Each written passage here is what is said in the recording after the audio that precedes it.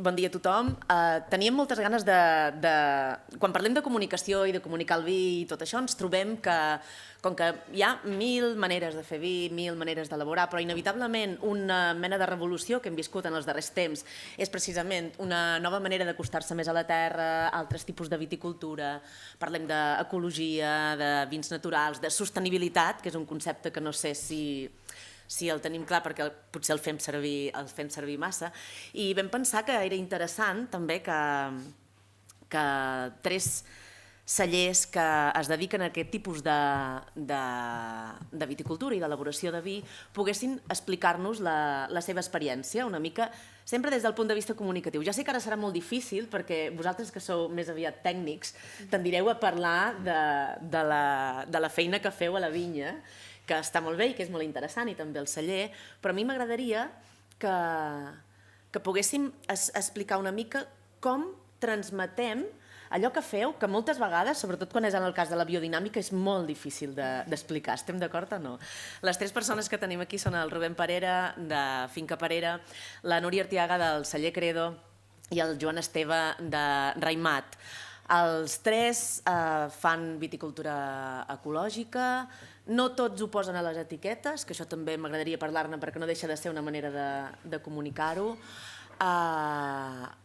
Són situacions molt diferents. En el cas del Joan estan treballant amb una gran extensió de terra, que això suposo que també té les seves dificultats a l'hora d'implementar-ho i també a l'hora d'explicar-ho. I en el cas del celler Credo i de Finca Parera estem parlant de dimensions molt més petites que entenc que també es comuniquen de manera diferent. Benvinguts i m'agradaria que comencéssim amb... Ara és molt fàcil parlar d'ecologia i sostenibilitat perquè està tot arreu, no només amb el vi. Però quan un comença a fer servir una tècnica diferent a la vinya, com l'explica? D'entrada, com l'expliqueu cada un de vosaltres a l'hora de treballar-ho? Com es fa això? Jo potser, si em permeteu, crec que seria important una mica definir els conceptes, perquè de vegades, com bé deies, es barregen tots entre ells i en el nostre cas, almenys quan se'm va plantejar a mi assistir a aquesta taula, el primer que em ve al cap és moltes vegades el concepte de sostenibilitat, que és el que intentem després lligar amb altres formes de cultivar la vinya. I és que el concepte de sostenibilitat és algo molt ampli, que no només va lligat amb el medi natural, que també, sinó que també és una qüestió de fer sostenible el cultiu com a tal, a nivell econòmic, a nivell social i, evidentment, a nivell ambiental. La producció ecològica o biodinàmica potser són, no tant en la biodinàmica, però sí en l'ecològica, és més una forma d'assegurar que aquell producte ha estat produït sense utilitzar productes inorgànics. És potser una especificitat dintre del que seria la sostenibilitat ambiental. Però, com bé deia en la presentació abans l'Àngel Garcia, si mal no recordo, al final el vi, i la gran sort que té el vi, és que és una expressió del territori d'on és, i això fa que tots els vins siguin diferents, tots tinguin una personalitat pròpia. Potser no hi ha vins bons i dolents, sinó que són diferents entre ells, i és un producte que va intrínsecament lligat a la terra i a la seva producció. Això fa que, des de la manera que nosaltres mirem la sostenibilitat a Raimat, el que busquem i pretenem precisament és que sigui això, que sigui l'expressió de la terra d'on prové, amb totes les seves especificitats. En el nostre cas hi ha una continentalitat molt marcada, perquè és la zona més continental de Catalunya, hi ha uns sols molt pobres, que són molt antics, provenen des dels orígens dels Pirineus, etc. I això fa que aquell vi tingui aquesta personalitat pròpia. El mínim d'actuacions possibles en la vinya fa que sigui un cultiu sostenible a llarg termini, o almenys és el que pretenem, i en totes les seves vessants. En el nostre cas, al ser una finca molt gran, no només gestionem les parcel·les de vinya exclusivament, sinó que gestionem tot un territori. Això fa que tinguem accions a nivell de regular la caça, de fet està prohibida la caça, o regular els sistemes o els medis naturals, les rieres i els rius que passen per la finca, fins i tot el poble de Raimat està directament vinculat ja dels seus orígens en la finca i en la bodega, és a dir, que hi ha un aspecte de sostenibilitat social també, etc. Factors que no lliguen exclusivament amb la producció ecològica, sinó que van molt més enllà i des d'una visió molt més global de gestió d'un territori. No em vull enrotllar més, però crec que és important per centrar una mica els aspectes, no? És a dir, hi pot haver producció ecològica no sostenible i producció convencional sostenible, vull dir que és una qüestió només d'entendre el significat de cada un d'aquests conceptes. Jo ho lligaria molt amb el que diu el Joan sobre el tema social. Si alguna cosa ha de ser sostenible, hem de ser nosaltres com a ciutadans i en relació al territori, al paisatge, a la producció d'aliments, que és el que fem al cap i a la fi. El vi és un aliment, produïm aliments, llavors. I ho vull lligar sobretot amb el tema social. Un dels problemes clars que ha tingut l'agricultura catalana ha sigut la pèrdua d'aquella entitat que era l'empresa familiar agrària. Tan arraigada al territori i tan perdura també, davant la industrialització una mica, la mecanització de l'agricultura i la introducció, com deia el Joan, d'aquests productes inorgànics que salvaven totes les collites. S'ha anat perdent tota aquesta atmosfera que significa també ecologia, la part social. El que hi hagin pagesos que creen aliments de forma més sostenible, pagesos que creen aliments de forma molt més natural, menys interventora i amb molts menys, tot i que siguin legítims i lícits, residus per l'alimentació. Crec que és molt important que el món del vi, i en aquest cas a Recarero i a Finca Parera, es genera també una imatge d'empresa familiar que arrastra, gràcies a l'ecologia, gràcies a la biodinàmica i fins i tot als vins naturals, arrastra també aquest lligam social amb una empresa familiar que s'estava perdent. I crec que és molt important des d'un punt de vista comunicatiu que fiquem focus en això, en que si ens quedem sense pagesos al territori no tindrem un problema com a societat, i això també és ecologia. Sí, jo comparteixo totes dues opinions, en cas sí que m'agradaria puntualitzar, centrant-nos així en el tema ecològic i en el tema biodinàmica. Nosaltres des de Recaredo Celler Credo, Celler Credo és el celler dels vins tranquils que tenim a dintre del Recaredo, sempre intentem que aquests vins transmetin tot el que és el paisatge, tot el que és el nostre entorn. Llavors sí que veiem que el fet de treballar en produccions agrícoles, a la natura, al nostre medi ambient, li suposa un esforç energètic molt gran, perquè entenem que la natura no està pensada per produir amb aquests nivells agrícolament. Llavors vam entendre en el seu moment que havíem de fer una mena de pacto de caballeros per intentar tot el que nosaltres trèiem i que generosament la terra ens donava, intentar portar-ho. I una mica la biodinàmica, primer treballant en ecològic i després amb la biodinàmica, ens va permetre retrobar-nos amb aquesta terra i poder treballar o intentar treballar el més conjuntament possible. I una mica va per aquí. També treballar molt, com deia el Rubén, una empresa familiar. Nosaltres ara som la tercera generació i estem molt vinculats amb el territori, amb la zona, i sempre intentar transmetre i portar-ho a el que serien els nostres vins i els nostres escumosos. Us deia al començament que segurament fa 15 anys o 20 anys era molt difícil parlar de si un producte era eco o si s'havia tingut una cura especial o si la vinya estava poc intervinguda, que això tampoc no tinc clar que siguin conceptes que a la gent li arribi, vull dir, això ho entenem nosaltres, però això de poca intervenció tampoc no sé si la gent ho té molt clar, la gent al consumidor final em refereixo, però ara és més fàcil parlar d'ecologia, és a dir, ara hi ha una moda en què tothom es preocupa per la seva salut, la gent es preocupa pel medi ambient i per tant, a un moment donat, fer arribar el vostre missatge és més senzill del que era abans? Sens dubte. No sé què penseu, però crec que sens dubte la nova generació de comunicadors que té a veure amb noves generacions de persones que exerceixen la comunicació, només cal veure els anuncis a la tele, ara tot és natural, tot és casolà. No pot ser. Hi ha indústria, benvinguda és, la indústria sempre serà benvinguda per un país, el seu teixit, però ara lo natural, l'ecològic, lo biodinàmic, és molt més fàcil de comunicar perquè hi ha una platea que està més receptora.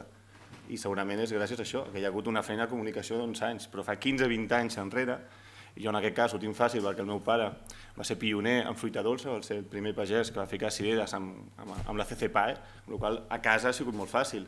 Però els moments en què, tant a nivell de veïnatge com els moments tant a nivell familiar, que deies anem a fer fruita dolça ecològica, fa 20 anys enrere, que era molt més petit, eres un mig hippie. Avui en dia potser ets un mig hipster, no ho sé. Però el que sí que està clar és que està molt més fàcil a l'hora de, quan rebem visites o quan estem amb companys, comunicar-nos en què fem. La gent té un alt nivell de comprensió que significa natural, ecològic i biodinàmic, encara que ens sembli que no. Jo crec que és bastant alt en comparació amb el que tu preguntaves.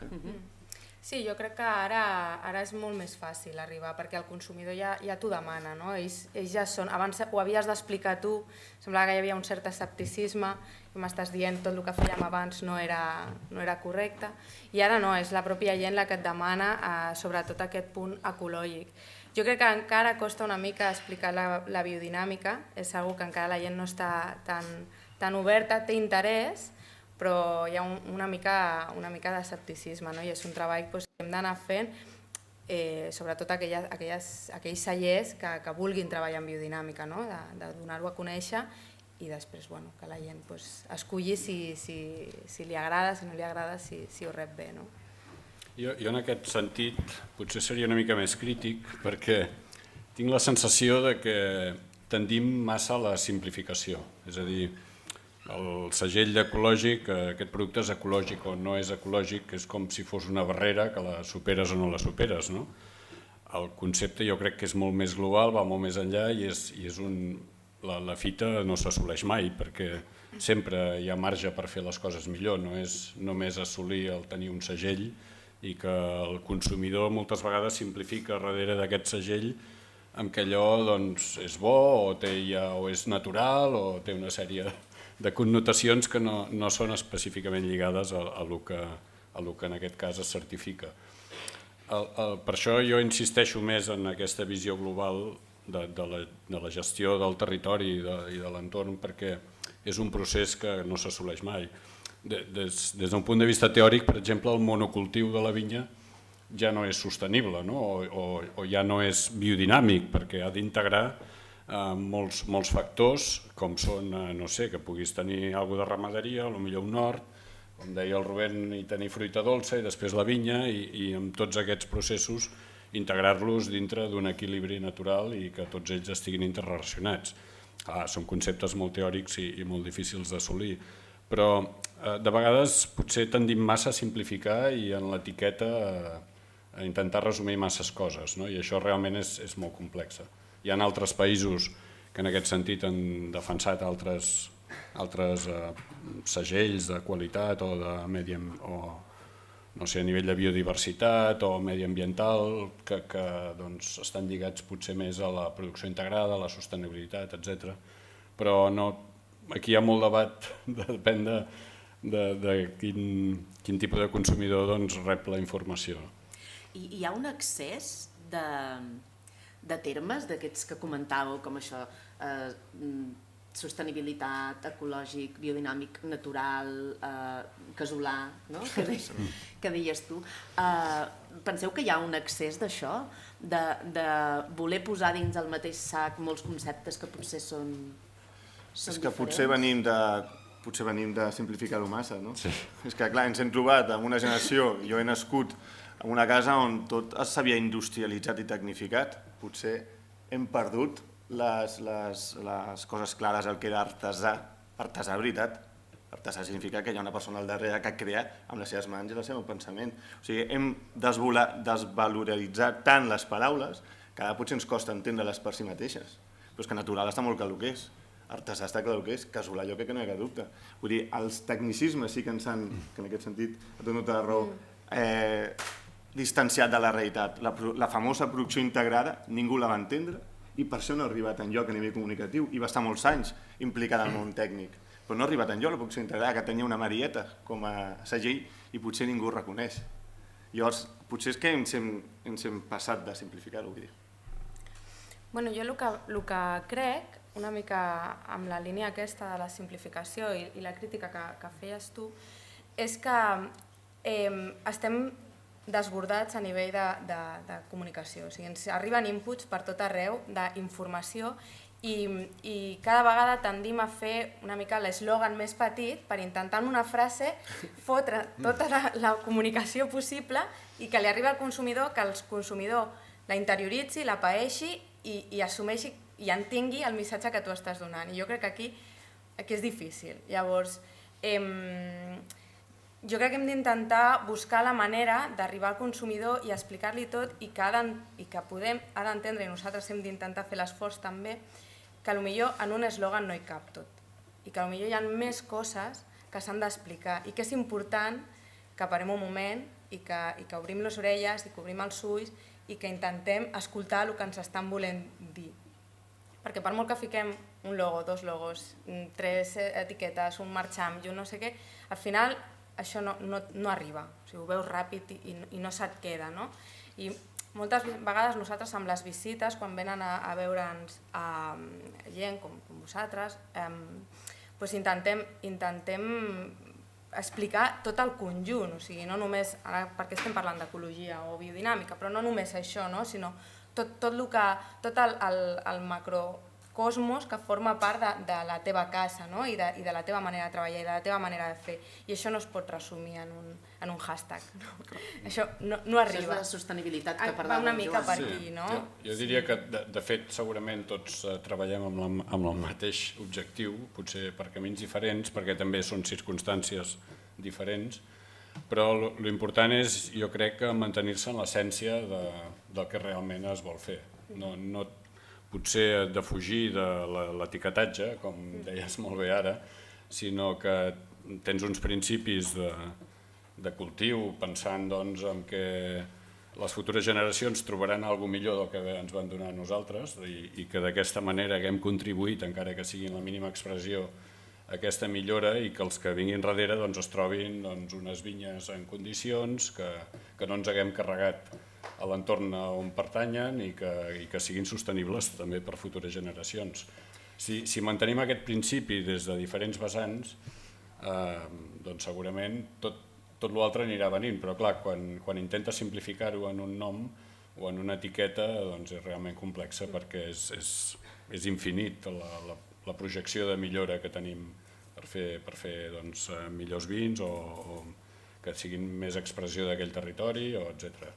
Vull dir que és un procés en el que comences però que no s'acaba amb tenir o no tenir una certificació. I penseu que comunicativament ara estem en una mena de bombolla en tot aquest aspecte de la sostenibilitat, l'ecologia, allò que és natural i que les coses, és a dir, els conceptes s'aniran posant al seu lloc, ho penseu?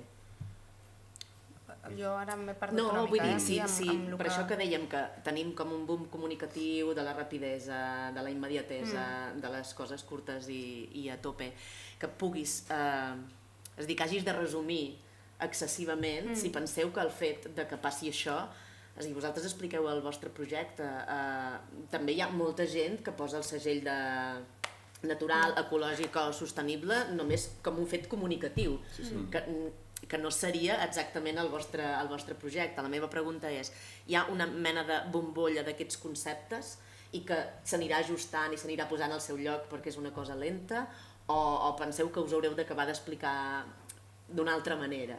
És a dir, inventar potser nous conceptes per donar a conèixer la feina que feu. Jo crec que de fet, si segueixes els teus principis, anirà fluint cap al camí que toqui. Si ho has de fer només per posar l'etiqueta, segurament no serà sostenible. De fet, desgraciadament, aquest any ens hem trobat al Penedès pagesos que han hagut de renunciar a fer producció ecològica perquè han perdut la collita. I això és dramàtic, perquè això fa precisament que no sigui sostenible viure d'aquest cultiu. Clar, si tu ho fas pensant només en poder aconseguir aquella certificació, doncs et condiciona molt. Si és un projecte a llarg termini, doncs ja sabem que fer producció ecològica té uns riscos i que potser un de cada 5 anys pots perdre la collita i ho has d'assumir com a tal. És que potser aquestes paraules es tiren al mercat de la comunicació molt fàcilment i tenen una alta digestió per part del que la tira i del que l'escolta. I potser no fem prou digestió, sobretot. Quan una persona fa el canvi com a pagès o com a tècnic cap a l'ecologia, sembla tan fàcil com que ho acabo de dir. I no és així, és una bogeria. Són anys, i estic molt d'acord en que no s'acaben. Les nostres vides no acabarem de fer el procés que tenim a dins. No l'acabarem de fer, ni les nostres finques s'ho donaran tampoc com a resultat. Perquè és lent, i clar, si no expliquem que aquestes paraules clau, que molt fàcilment s'entenen on estàs, són de llarga digestió, i si la responsabilitat de l'oient tampoc no la vol assumir, també ha d'assumir la seva responsabilitat. No només podem tenir pastilles informatives i llavors, com dius tu, tots són pastilles informatives i ja no saps on estàs. L'oient també ha de tenir responsabilitat d'escoltar i digerir què significa l'ecologia, i ja no és la paraula més complicada de la taula, l'ecologia. Imagina si entrem en una taula biodinàmica, ens tornaríem. O sigui, també hi ha una responsabilitat, no només nostra, que s'està escenificant en que sabem que això és lent, sabem que se'ns enduran les vides com a tècnics i potser el resultat no serà el que pretenia perquè és un camí. Collons, l'oient també ha de tenir la seva part. La societat, vaja.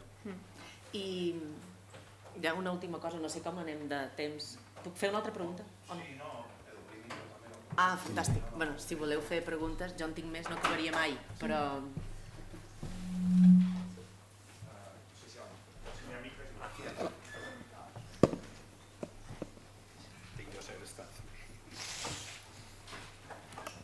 Sí, hola.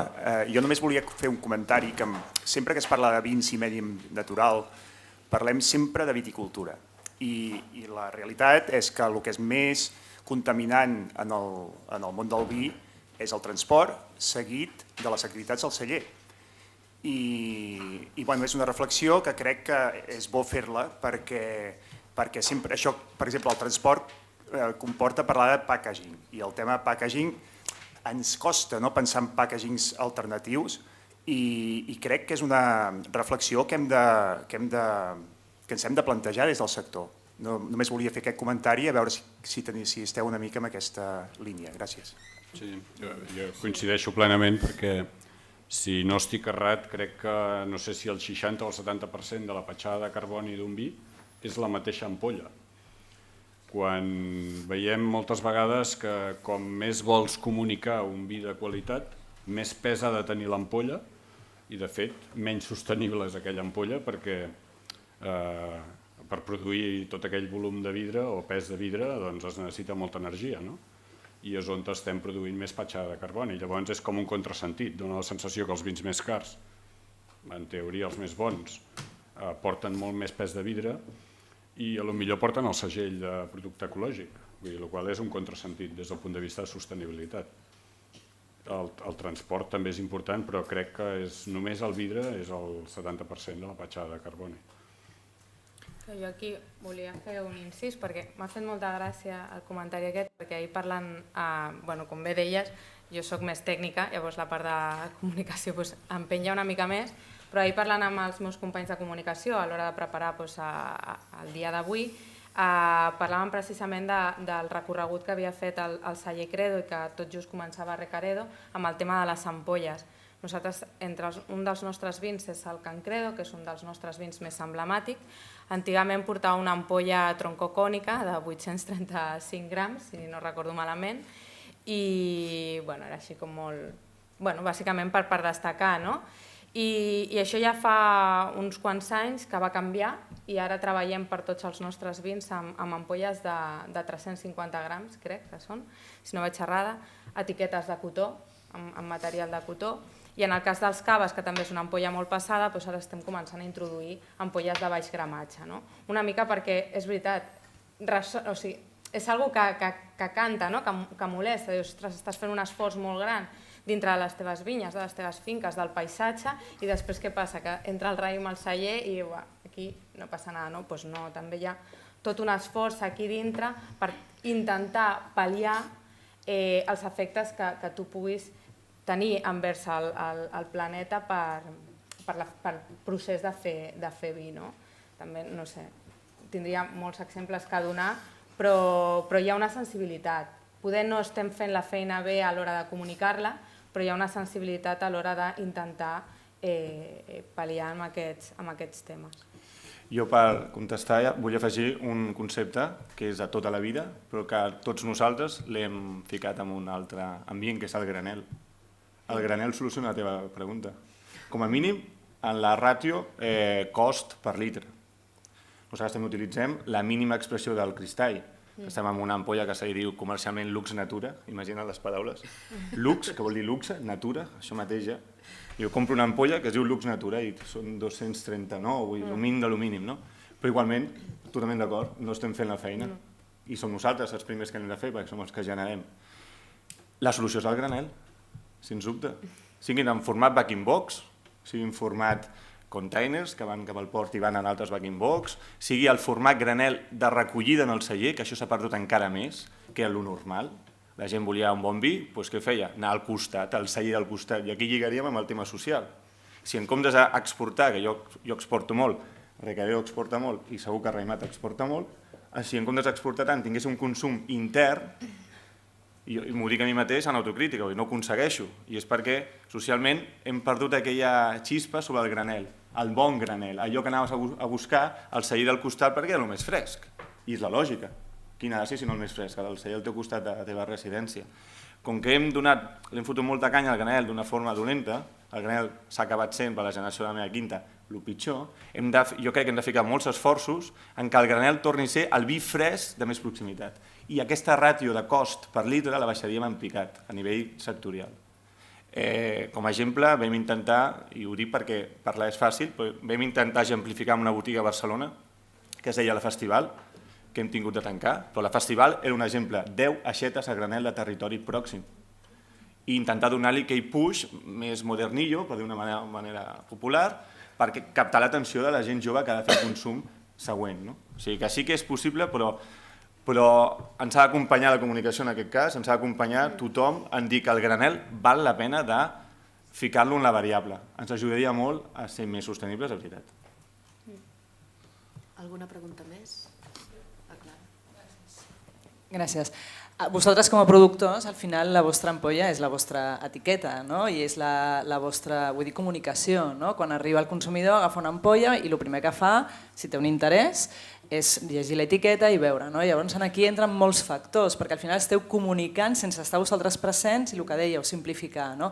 L'ampolla, evidentment, és una part de comunicació, a quin públic va destinar aquest vi, si és una ampolla més cara, més present, o el backing box més informal, jo crec que avui en dia sempre hi ha hagut, però al món del vi ara sí que s'està democratitzant més, hi ha més tipus de consumidors, hi ha un consumidor jove que està molt ben informat, que sap el que vol, que busca ecologia, natural, biodinàmic, té una miqueta de coneixement, sempre dintre de la gent que té un interès dintre del món del vi, perquè després els altres que van al súper, a grans superfícies i compren per preu, els interessa molt poc el que posa l'etiqueta. Creieu que s'hauria de posar tota la informació en una contraetiqueta de vi? Del que conté el vi, del que no conté, també pensant en aquest tipus de consumidor que pot tenir al·lèrgies o que té un interès de no... perquè és... com es diuen aquests que no mengen... Perdoneu. Vegans o celíacs o... Saps? El consumidor està preparat per llegir una contraetiqueta que al cap i a la fi és comunicació amb tota la informació, sapiguent que quan compra un suc de taronja llegeix de tot. Gràcies. Qui vulgui.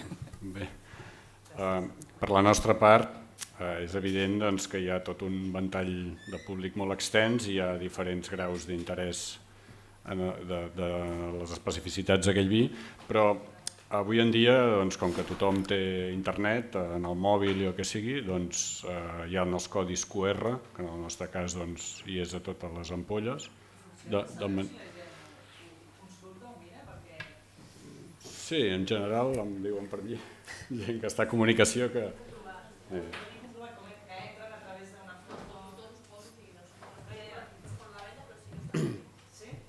En la qual pots fer tan extens com vulguis tota la informació i depèn només d'aquells que tinguin més interès que puguin connectar-se fàcilment i explorar tot el que hi ha darrere d'aquell vi. D'altra banda, és materialment impossible comunicar tot el que hi ha allí, des de l'origen de les plantacions a la producció vitícola, a l'elaboració, etc.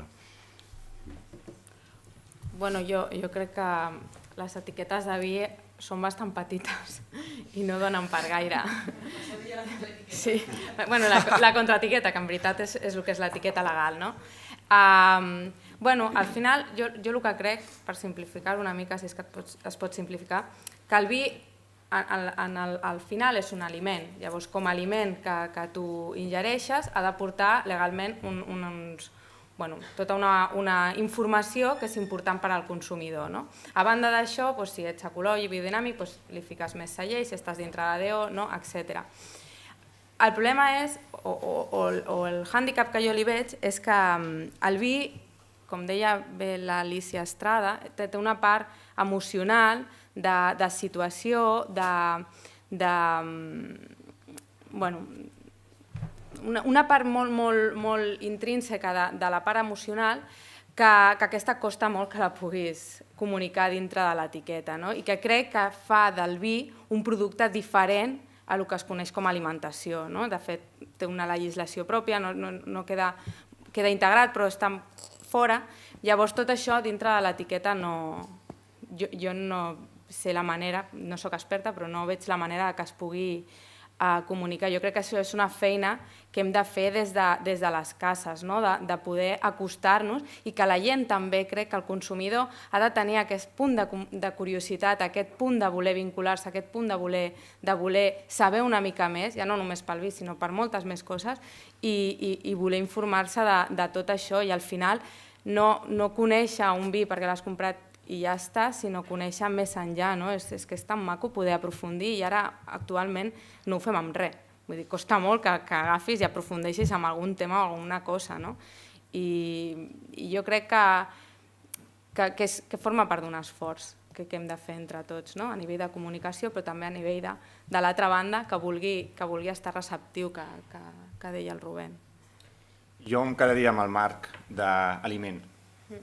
I ara seria el món del vi i tot el que comporta, que estic totalment d'acord, que comporta moltes coses, el món del vi. Però si en regim només per un quilo de faves, sí que demanarem tot el que porta, no? O si estem fent una producció d'un pa, demanarem tot el que porta, si està envasat i tal. En el marc de l'aliment, jo crec que el sector del vi no és prou transparent, i ho dic clarament, perquè tot i que el que succeeix en els cellers és una legitimitat lícit i agroindustrialment perfecta, perquè si alguna cosa és net és un celler, si alguna cosa és tècnicament agroindustrialment perfecte és un celler i la gestió del mateix, però per aquest règim especial que ens cau a sobre com a aliment, que és un aliment que porta alcohol, i això ja és una cosa diferent, doncs no crec que sigui suficientment transparent. I sí que estic d'acord en que les etiquetes s'haurien de generar tota la transparència d'un aliment, tota i absolutament la transparència d'un aliment com és el que és. I potser, i aquí obro una altra coseta, és el món del vi natural, ha generat, sense legislació, que ja té contradicció en si mateix, perquè el món del vi natural és una etiqueta que no existeix, el natural no té una etiqueta legislativa que pugui referenciar cap celler, és com una cosa boca-orella, com un moviment, com alguna cosa, però per què ha arribat el món del vi natural a fer sense que tingui ni pes percentual en el món del vi? No existeix el pes percentual de ventes de vi natural al món del vi, però ha fet un forat mediàtic i comunicatiu perquè diuen, jo faig vi natural, que és només suc de fruita, sense additius. I aquí ja has ficat una etiqueta. Aquí ja has dit què és allò. És un suc de fruita fermentat i aquesta fruita només pot ser raïm, doncs ja t'has tret un pes a sobre. Però com que no tens legislació, que aquell pes el consumidor ha de confiar en mi, o sigui, tornem a estar al mateix lloc. Jo aquí faria només un apunt, en el sentit que potser el 100% dels vins són naturals. Jo no conec cap vi artificial. Totalment, el 100% dels vins venen de raïm i són naturals sense cap... I això és el que els fa tan diferents i tan autèntics.